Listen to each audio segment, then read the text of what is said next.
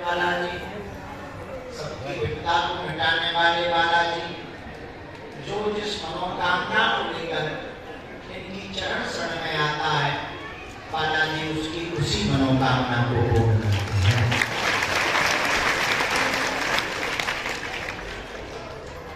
शनिवार को चूंकि पृथ्वीराज सरकार का दरबार लगता है, परंतु बहुत दिनों से जो जींस पैंट पहने वो नहीं बैठे, जो साधना नहीं की है वो नहीं बैठे।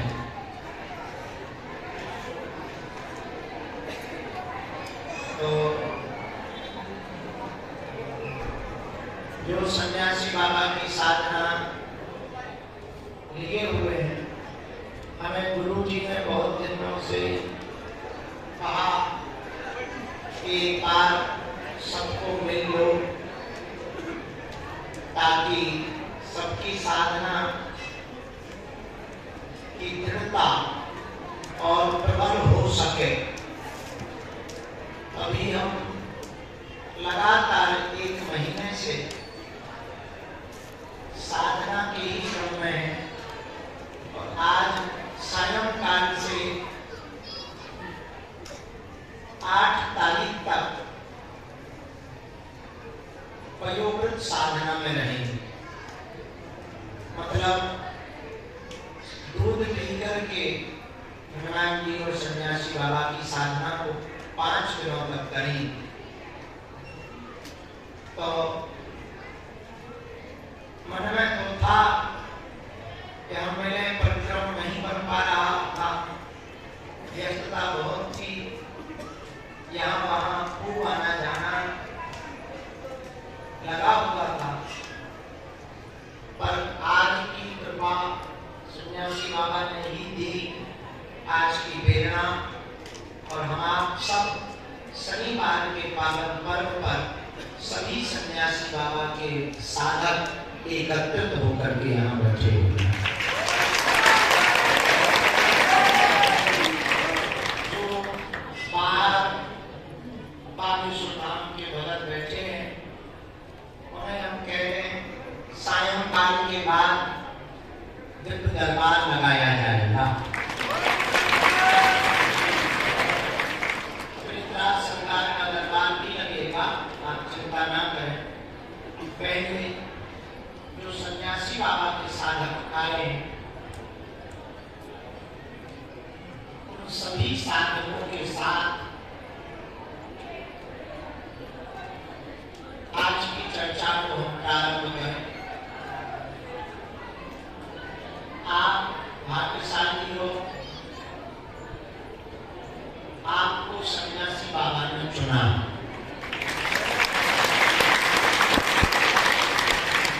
साधक की कोई क्षमता नहीं होती है, वो साध्य को चुने। साध्य की ही कृपा से साधक के मन में साधना करने का भाव प्रकट होता है। पूरी दुनिया में करोड़ों लोग हैं, पर सन्यासी बाबा ने सबको नहीं चुना, लेकिन जिनको अपना बेटा माना वो यहाँ बैठे।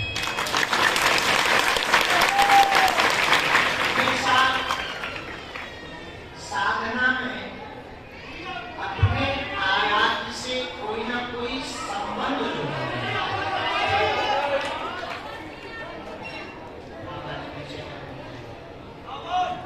हमेशा साधना में अपने आराध्य से कोई ना कोई संबंध जोड़ लेना चाहिए।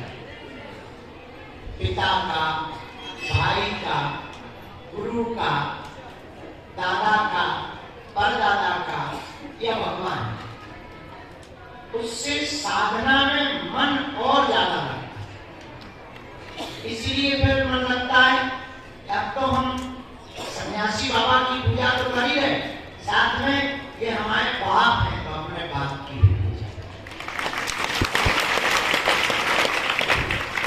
और साधना प्रबल भी होती है, और भाग्यशाली है।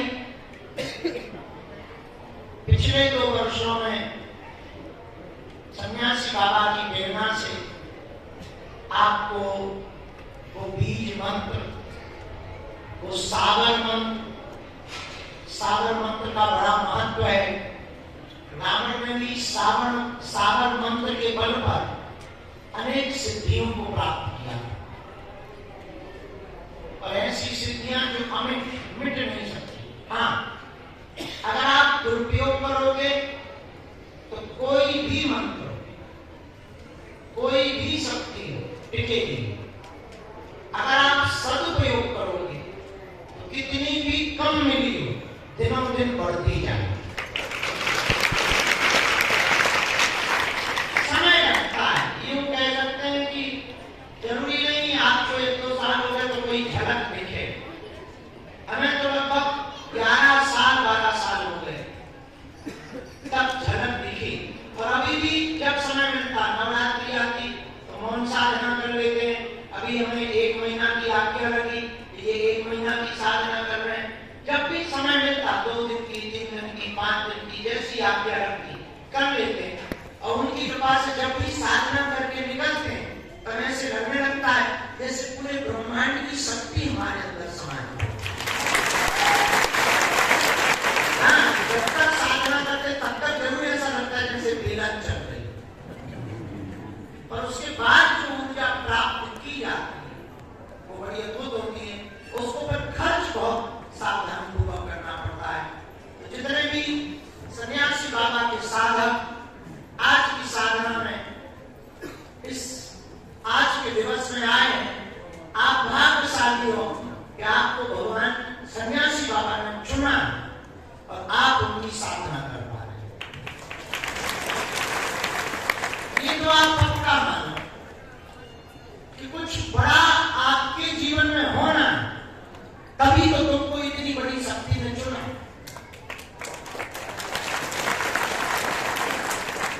आप ये बात तो पक्की मानो कि आपके साथ कुछ अद्भुत और अनूठा होना, तब तो आपको सन्यासी बाबा ने चुना। बस एक बात तो समझनी है, साधना को बोझ नहीं बनाना। साधना का मतलब है साधना, अपनी इंद्रियों को साध, संसार को मत साध, जगत को मत साध, अपने नेत्रों को साध, अपने कानों को साध, अपनी वाणी को साध, अपने विचारों को साध, अपनी जिज्ञासाओं को साध, अपनी कामनाओं को साध। साधना का मतलब है साध लेना, साधना का मतलब है पकड़ कर लेना। हमारी इतनी अपने शरीर पर, अपने विचारों पर, अपने मन पर, अपनी आंखों पर, अपने नेत्रों पर, अपने कानों पर इतनी कंट्रोलिंग हो कि हम निर्णय करें कि हमें क्या देखना और क्या नहीं देखना। ये हम निर्णय करें कि हमें क्या बोलना है और क्या नहीं बोलना। हम निर्णय करें कि हमें कब सोना है और कब जगना है। साधना का मतलब है कि हम अंदर से, अंतर्मन से, भीतर से इतने सज जाएं कि अभी हम केवल बाहर बोलने वाले लोगों की आवाज सुन पा रहे हैं, हम अंदर से इतने शांत हो जाएं कि देव शक्तियों की आवाज हमें अंतर्मन में सुनाई दे। थोड़ा करना कठिन जैसा है, पर बहुत कठिन नहीं। आप इसी जीवन में जीते जी इसी साधना से अदृश्य शक्तियों का आनंद पूर्ण रूप से ले सकते हैं। आनंद तो ठीक है, देख सकते, देखना तो ठीक है, उनके साथ अपने जीवन को जी सकते, और ये भी ठीक है अपने जीते जी सन्यासी बाबा की बात पकड़ सकते और अपने जीते जी हनुमान जी की कृपा को पा सकते। आज हमने आपको सिर्फ इसलिए बुलाया है 2, 5, 10 लोगों के अनुभव ले सके, और हम अभी साधना में, तो हम अपनी ऊर्जा, अपनी सामर्थ्यता, जो भी गुरु कृपा है, उससे प्रार्थना आपके लिए कर सके कि आपकी और शक्ति बढ़े और अंदर तड़पन बढ़े।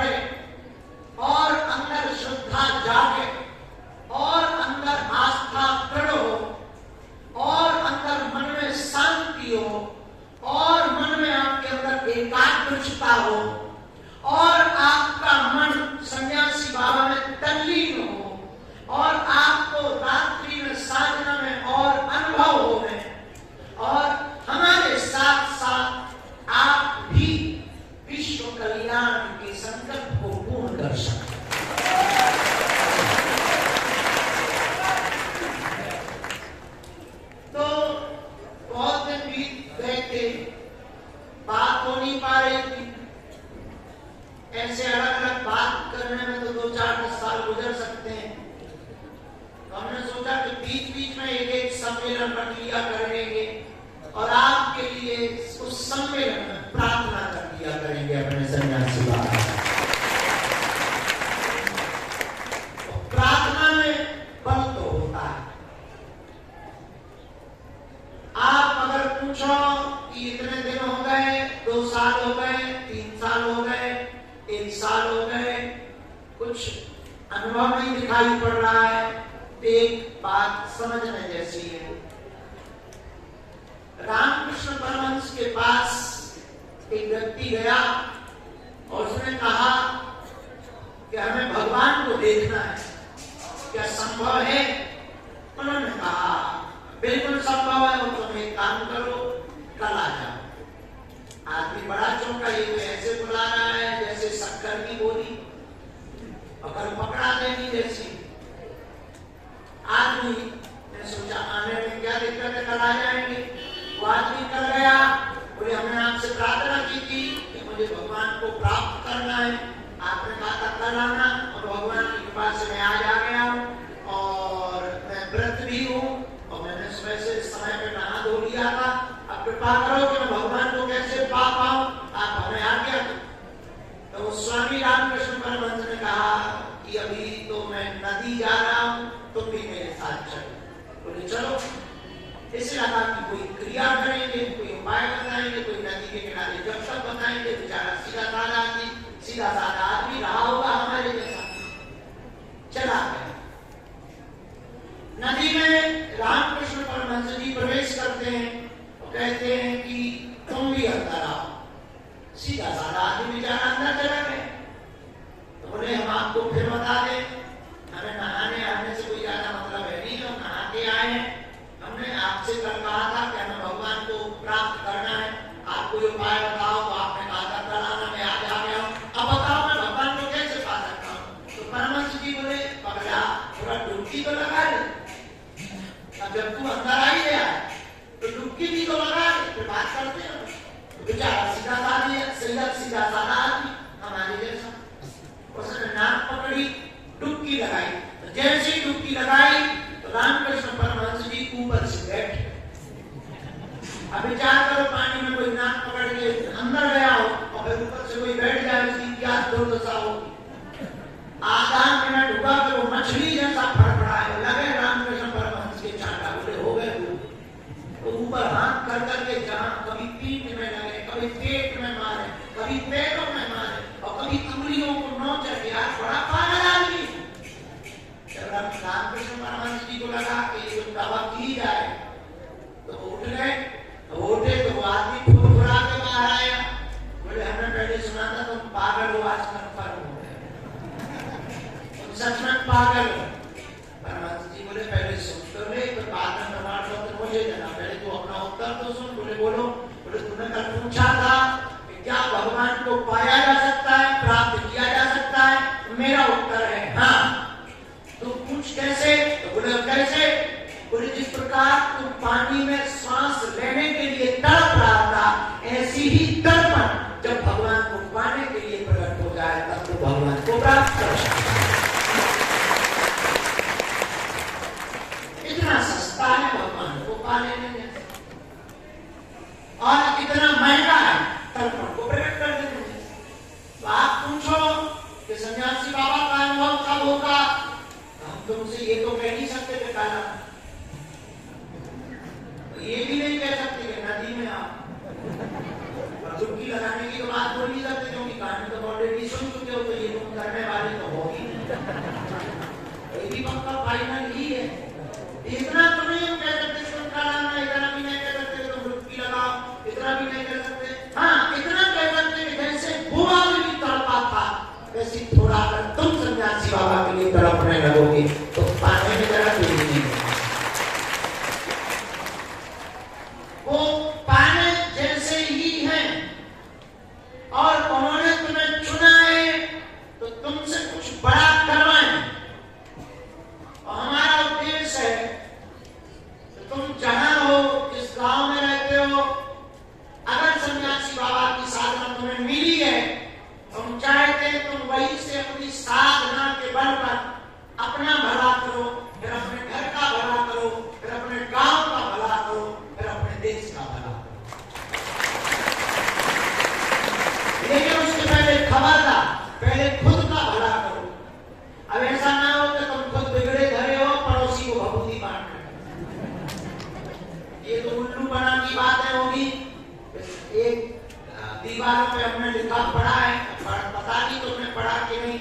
बसों से जाते आते थे, कभी कभी वृंदावन जाते, कभी अयोध्या जाते थे, थोड़े पागल टाइप के थे, तो वृंदावन जाते थे, अयोध्या जाते थे, तो बसों में दीवारों पर, सुलभ शौचालय की दीवारों पर लिखा रहता था बाबा सुलेमानी। अब उसमें लिखा रहता था वशीकरण, मनचाहा प्यार, सौगंध से छुटकारा, गड़ा हुआ धन 24 घंटे में पाए। और बड़ी विचित्र बात यह है कि जिस बाबा सुलेमानी की बात उस पेपर में लिखी थी, उसी की घरवाली पड़ोसी के साथ बात थी।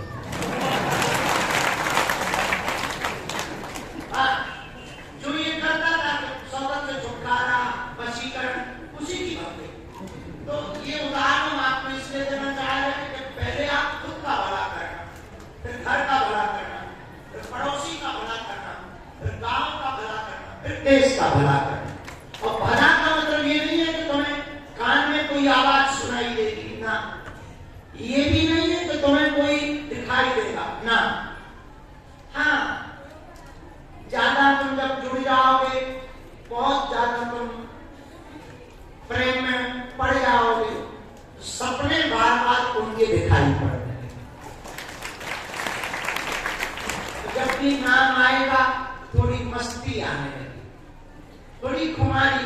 तुमने शायद कभी ट्राई किया हो, ना किया हो, वैसे हमने भी नहीं किया, देख सुन रखा है कि भांग खाने के बाद आदमी थोड़ा सा मदमस्त हो जाता है। तो हमने कई बच्चों को देखा है, होली पे हम बच्चों को खवाते हैं। अच्छा, इसलिए भी खवाते कि हमें भांग खाने में मजा आता है। हम उनकी मस्ती देखना चाहते हैं कि खाने के बाद होता क्या। भांग खाने के बाद सच में आदमी एकदम मस्त हो जाता है। हमारा चेला जो 24 घंटे हमारे साथ रहता था, वो हमसे ही कहता था चाय ले आओ।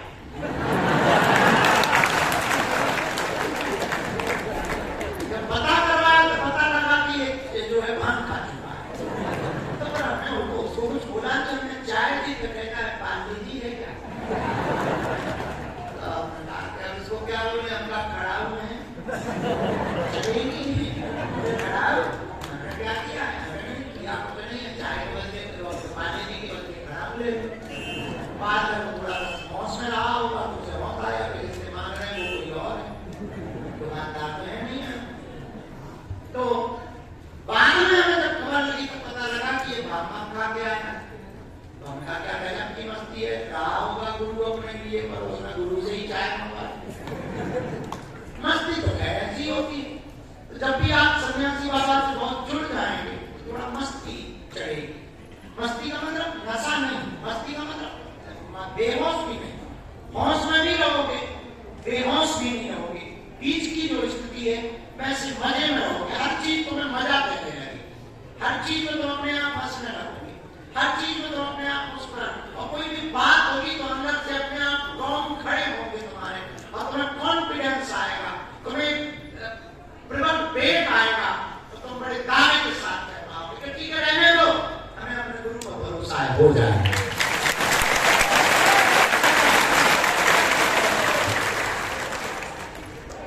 हाँ, स्वप्न में बार बार आपको दिखाई देने लगे।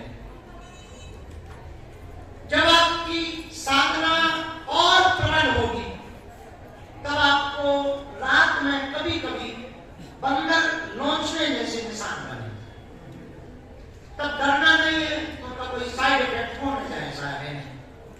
जब ये भी हो जाए तो और प्रबल होने लगेगी, तो अपने आप जब एकांत आप जाओगे खेत पर, गांव में या एकांत में या किसी मंदिर में, तो आप पाओगे कि अपने आप बंदर आपकी तरफ खींच रहे हैं, तो चले जाए और वो थोड़ा ठहर रहे। जब और प्रबल साधना होगी, तब तुम्हें सन्यासी बाबा के दर्शन एक बूढ़े रूप में होंगे।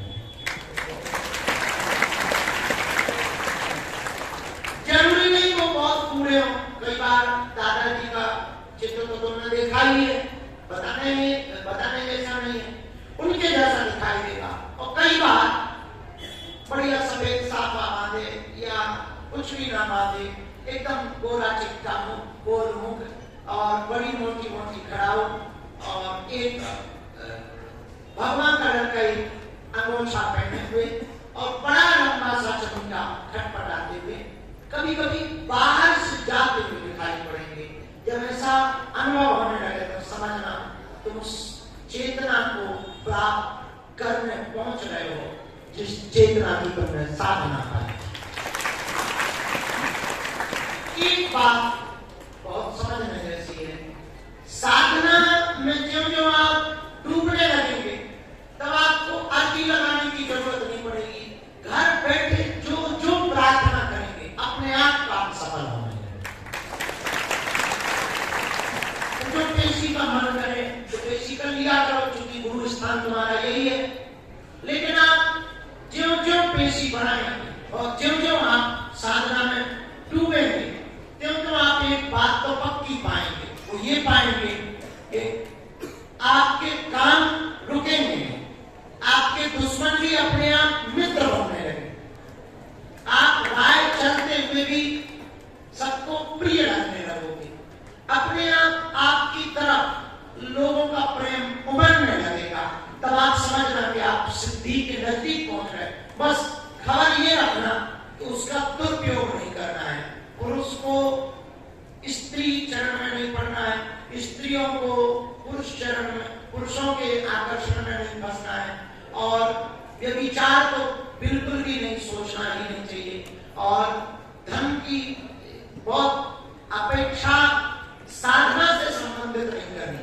व्यापार में कृपा हो जाए और कोई काम हो जाए ये बात अलग हो गई है, पर साधना से धन मिले ऐसी अपेक्षा नहीं रखनी है। आप पाएंगे कि आप जो जो साधना में डूबेंगे त्यों त्यों आपके काम बनते चले जाएंगे, आप दिन दूने रात चौगुने बढ़ते चले जाएंगे। यही साधना का फल है, इसीलिए हमने तुम्हें साधना दी। और साधना दी ही इसलिए है कि तुम जीते जी वो सब पा जाओ जिसको पाने के लिए तुम्हें जन्म मिला। थोड़ी मुसीबत होगी, तुम्हारे नियम टूटेंगे, वासना के गंदे विचार आएंगे, आते ही है तो कोई बहुत बड़ी बुरी बात भी नहीं, उसको लेकर के पछतावा भी मत करना। जहाँ कमल होता है कांटे वहां होते हैं। ऐसी जब उपासना होती है तो वासना अपने आप आती है, उसे बुलाना नहीं पड़ता, वो खींची चली आती है। उसमें करने जैसा कुछ नहीं है, बस वासना सताए तो जोर जोर से बाबा का नाम लेना है, बालाजी का, सन्यासी बाबा का या दादा गुरु जी का, बहुत जोर जोर से नाम लेना है। और जब और ज्यादा वासना सताने लगे तो 2-3 दिन का निराहार का व्रत कर लिया करो। तो पेटे में कुछ नहीं होगा, रोका परेशान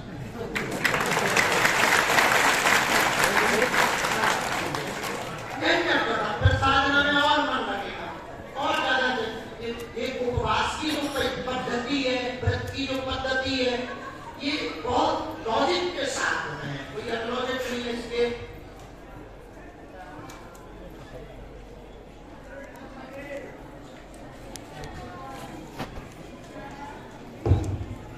इसके सिद्धांत बहुत स्पष्ट हैं, इसलिए आपको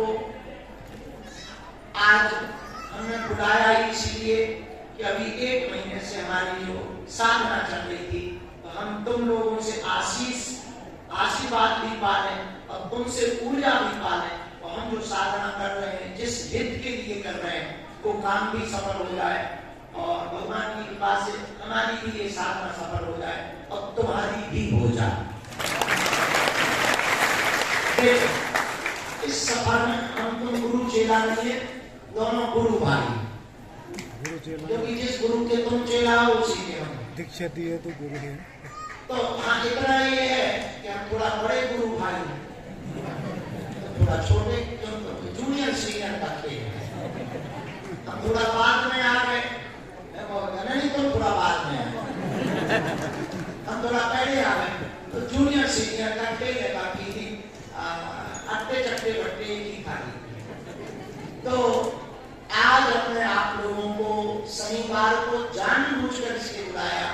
क्योंकि हमें आज से फिर 5 दिन के पयोव्रत की साधना में बैठ जाना है, तो 2-3 घंटे के लिए ही हमें शाम को निकलना है।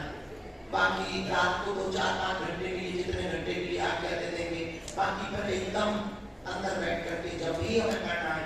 आज हमारा पहला दिन था, तो हमें लगा कि आपसे हम बहुत दिनों से मिले नहीं और बहुत दिनों से हमने बात नहीं की, देखा नहीं। बात तो ठीक ही है, बात तो तुम्हारी हो ही जाती है, अंदर इतना है कि तुम्हारी बात हमें नहीं सुनाई देती, हमारी हमें नहीं सुनाई देती, पर तुम्हारी हम तक आ जाती है, हमारी तुम तक पहुंच जाती है। अंदर मन में तो हो ही जाती है, पर बहुत दिन हो गए थे तो देखा नहीं था, तो हमने एक बहाना खोला। गुरुजी भी बहुत दिन से चिल्ला रहे थे कि तुमने दीक्षा दे दी, मंत्र दे दिया, कुछ जप रहे हैं, 9 लाख 84,000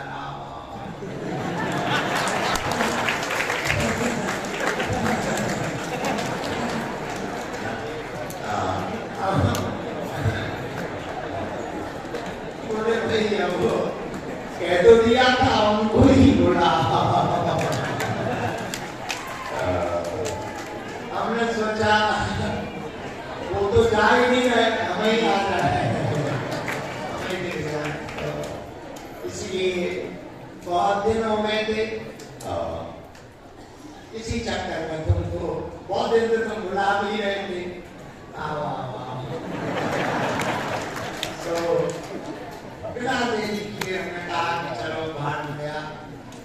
दरबार तो रोज लगाना है, अपने गुरु भाइयों से, गुरु बहनों से मिल लिया जाए, थोड़ा बात कर ली जाए और आशीर्वाद लिया भी जाए, दिया भी जाए, दोनों ही होते हैं। तो आज वो दिन संयोग जुड़ा और हम लोग पुनः एकत्रित हुए, उस परम शक्ति से जुड़ने के लिए उत्सुक हैं। आप बहुत भाग्यशाली हो कि आपको सन्यासी बाबा ने चुना है, और हम फिर आपको यही कहेंगे कि आप बहुत डूब जाओ, आप जल्दी से जल्दी उस कृपा को पा जाओ, और आप जितना भी भजन कर रहे हो, जो भी जप तप कर रहे हो, जो भी ध्यान कर रहे हो, आप पर ऐसी कृपा हो है कि आपके काम, ये साधना में देखो कई बार हमको ना अर्जी नहीं लगानी पड़ती कि ऐसा काम हो जाए, वैसा हो जाए, ना ना, प्रार्थना कर दी और वो हो जाता है।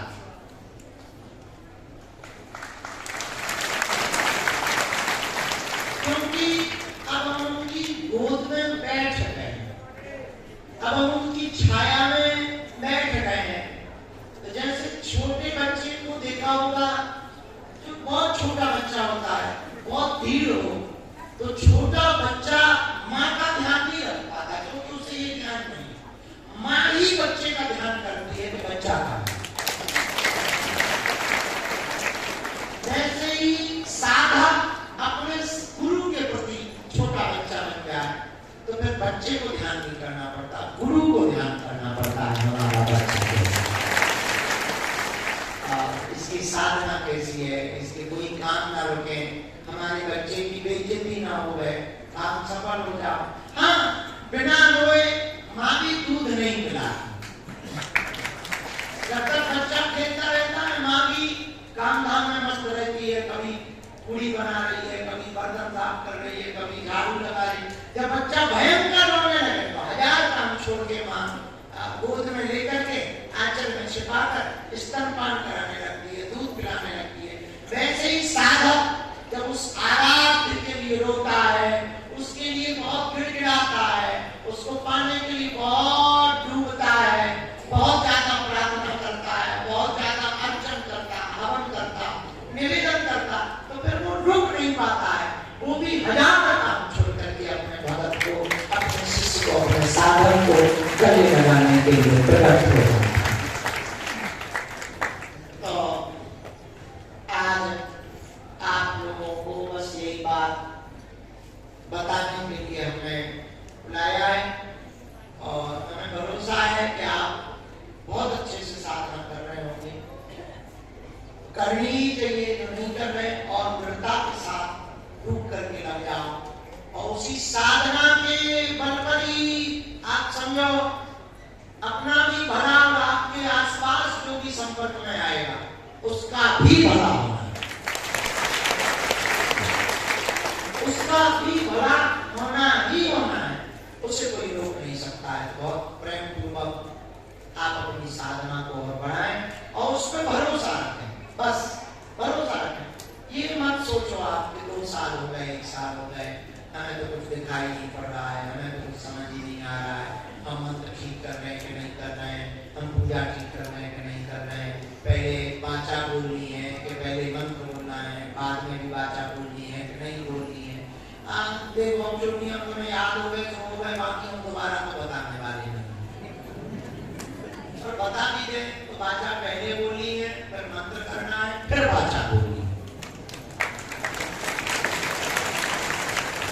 और हवन तो सबको पता ही है, हवन देना है, होली की पूजा देनी है, मालपुआ का प्रसाद देना है, 5 प्रकार की मिठाई देनी है, टिक लगाना है, खड़ाऊ और ये सब आपको लिखवाया ही है, तो सब आपको याद ही होगा। नहीं याद होगा तो यूट्यूब पर वो पूरा एक सेशन 1 घंटे का है, लगभग 1 घंटे का है, उसमें एक चीज करके उसमें वाचा और मंत्र छोड़ के हमने पूरा बता रखा है, तो वो आप डाउनलोड करके बार-बार सुनते रहना। 4-5 साल जब बीतेंगे तब आपको पूजा याद हो। हमको तो 7 साल में, बल्कि ये बड़ी कृपा थी कि हमारे गुरु जी थे तो करवा देते थे, दादाजी उस वक्त थे, तो 4-5 साल में तुम्हें पूजा याद होगी। और इसके बाद में आप बिना पढ़े ही, कुछ लोगों ने काम किया, मैंने रखे बगल में काम की रख लेते हैं, इधर पूजा करते जाते हैं, काम की देखते जाते हैं, फिर पढ़ते हैं ठीक नहीं बजाना है, फिर पढ़ते हैं, फिर पढ़ते हैं फल चढ़ाए, फिर पढ़ते हैं हवन करना है, उसमें से फिर पढ़ना पलट जाता है, तब तक पढ़ना गीला हो जाता है, अब वो देखते रहते हैं बहुत अच्छा, उसकी भी बेहतर नहीं है, कभी दिया आगे पीछे भी हो जाए तो देना तो ठीक हो, एक ही जगह जाता है, पूरा दीपक आगे पीछे भी हो जाए तो अब फिर वही दिमाग में रखे रहते हैं, सही हुई पूजा कि नहीं हुई, अब स्वीकार हुई कि नहीं हुई, ऐसा कुछ है नहीं। अब थोड़ा मोड़ा बिगड़ भी जाए, खास पर पढ़ना नहीं है, क्योंकि जहाँ प्रेम हो जाता है वहाँ थोड़ी धक्का मुक्की चल जाती है, जहाँ प्रेम नहीं होता है वहाँ तो टच भी हो जाए तो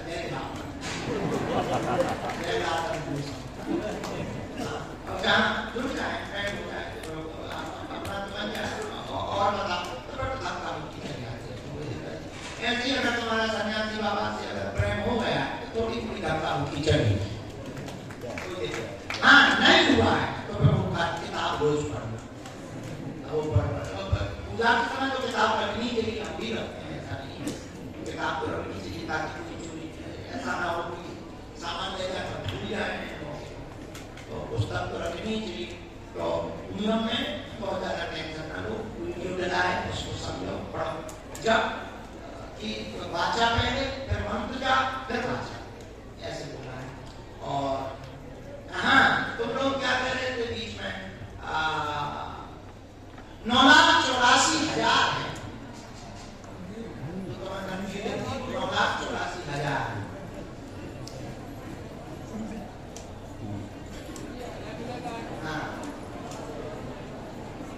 तुम्हारे कंफ्यूजन थे, कंफ्यूजन में बता दिए 9,84,000 नहीं है, 9,84,000।